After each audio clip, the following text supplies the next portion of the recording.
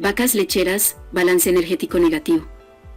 En vacas lecheras, ¿qué es el balance energético negativo? Tiene el acrónimo de VEN y no es un buen indicador de producción y afecta directamente la productividad de la actividad ganadera y ocurre cuando la nutrición no es la adecuada, no hay un balance en la dieta suministrada a los animales, por eso se conoce como negativo.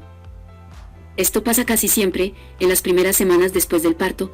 Acá radica la importancia de la inspección diaria del hato, porque al detectar que un animal está consumiendo menos energía, pierde peso y merma la producción, una inspección correcta permite tomar las medidas correctivas prácticas y rápidas. Factores que afectan el estado nutricional de la vaca. Pastos de baja calidad. Mal olor y sabor de los ensilajes.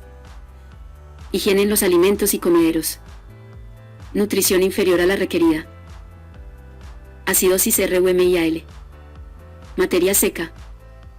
La nutrición es indispensable, por eso debemos ser capaces de alimentar y nutrir de la forma correcta a las vacas. Hay que ofrecer pastos de buena calidad, forrajes con nutrientes necesarios, pero muchas veces es complicado.